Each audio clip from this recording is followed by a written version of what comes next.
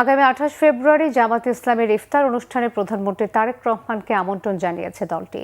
জামাতের secretary general মিয়া গোলাম পরোয়ার সচিবালয়ে প্রধানমন্ত্রীর সাথে দেখা করে দাওয়াতপত্র তুলে দেন। এ সময় অসুস্থতার খবর শুনে ফোনে জামাতের আমির ডাক্তার শফিকুর রহমানের সাথে কথা বলে তার শারীরিক অবস্থার খোঁজখবর নিয়েছেন প্রধানমন্ত্রী। ইফতার অনুষ্ঠানে প্রধানমন্ত্রীকে সপরিবারে দাওয়াত করেন জামাত ইসলামের আমির। প্রধানমন্ত্রী ইফতার অনুষ্ঠানে যেতে সম্মতি দিয়েছেন। বাংলাদেশ চীন-মৈত্রী সম্মেলন কেন্দ্রে এই ইফতার অনুষ্ঠানের আয়োজন করা হবে।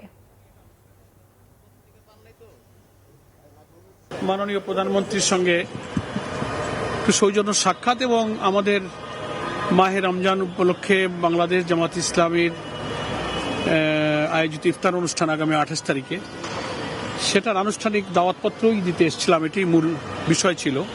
পারস্পরিক আলোচনা হলো এবং উনি আমাদের সম্মানিত আমির ডক্টর শফিকুর রহমানের সাময়িক অসুস্থতার খবর পেয়ে ওনার কুশল জিজ্ঞেস করলেন এবং একটু ফোনে আলাপ করার আগ্রহ ব্যক্ত করে সাথে সাথেই তিনি আমার টেলিফোনে উনি জামাতের সঙ্গে কুশল বিনিময় করলেন।